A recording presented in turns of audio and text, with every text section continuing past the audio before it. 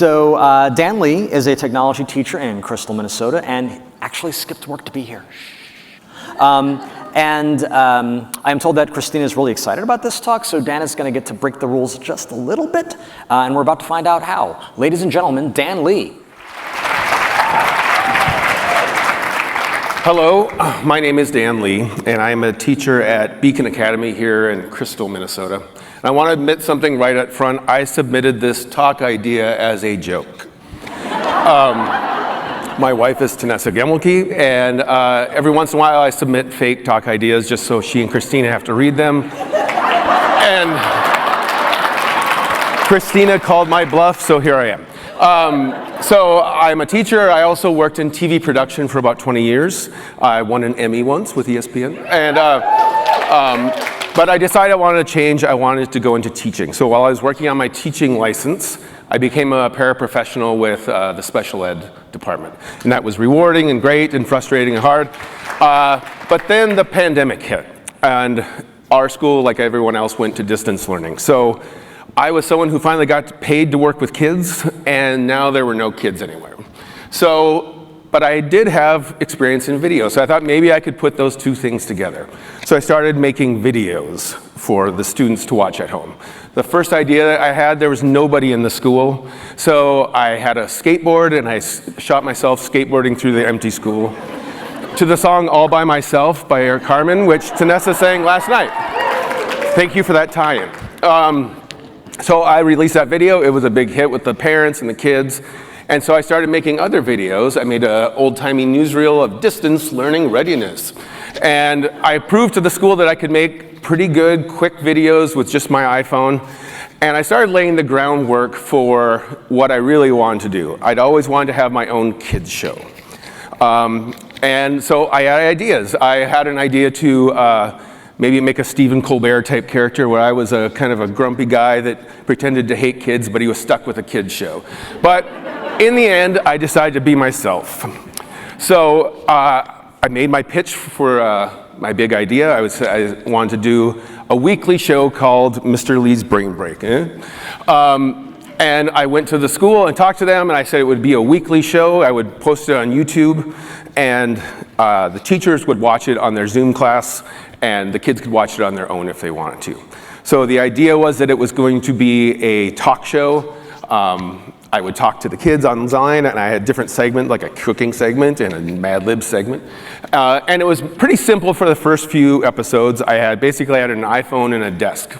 But then about around the third episode, things took kind of a weird and magical turn for me. I, like a lot of people, didn't get a haircut for a while, and when I got it, our friend who's a stylist said, whenever I get this much hair, I put it in a little pile and put eyes on it. So I took a picture, and a friend said, I think you just found your sidekick, which I never would have thought of the idea. It's too weird, his hair is off-putting, but I figured out how to animate him, and crudely, and he has become my emotional character through which I can voice a lot of the concerns and worries that kids have. He gets jealous, and he's also adventurous. We've worked together now for almost 2 years. His name is Greg, and here's a little video of him in action. Previously on Mr. Lee's Brain Break.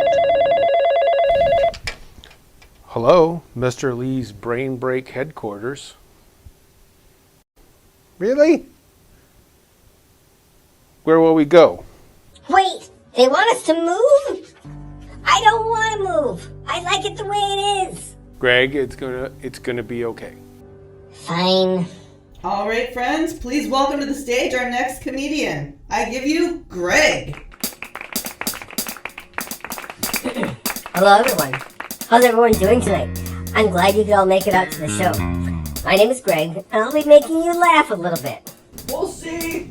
Oh, hey, Dad. Glad you could make it to the show. My dad, everyone.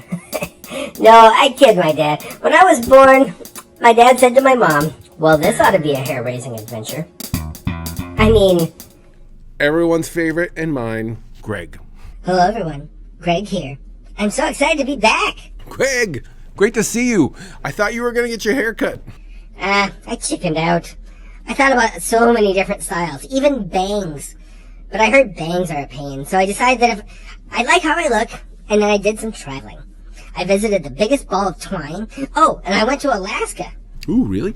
I've always wanted to go there. Did you see, like, any wildlife? No, I went to Homer, Alaska, home of the Miller Comb Museum. Home of the largest collection of ornamental hair combs on the planet. I also got a tour of a shampoo factory in Passaic, New Jersey. Wow, you had a big summer. So kids love Greg, as you can see. Through Greg and the show, the kids got to experience something brand new that they could experience together even though they were isolated. I deliberately made the show not educational, really, because kids were going through such a hard, crappy time. I wanted them to have a goofy thing they could enjoy every Friday. What I realized while making this show was that I needed a creative outlet very much. It helped my mental health, especially during the pandemic.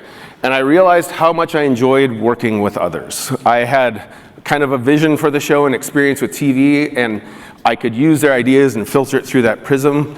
But I enjoyed honoring their contributions and help. The other thing I realized about myself, I was proud of myself for the first time in a while.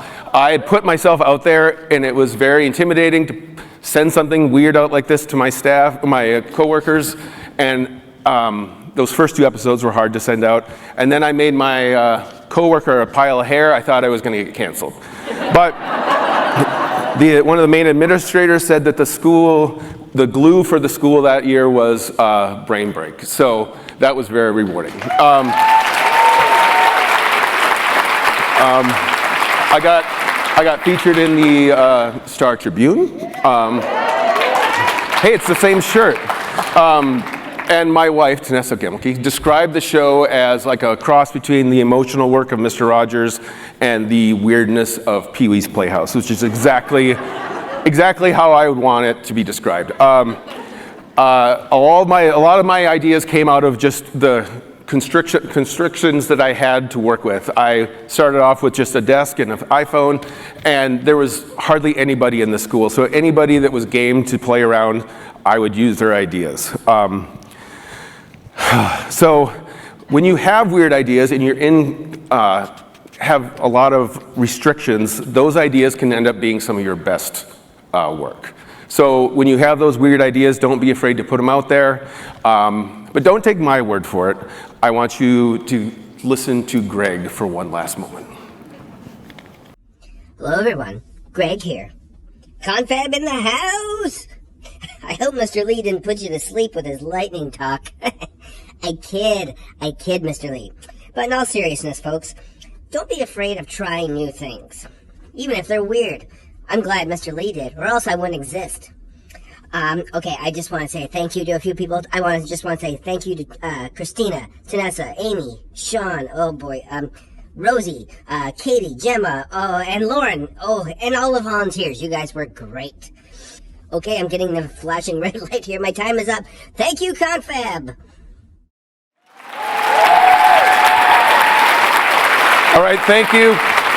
Let's click like and subscribe.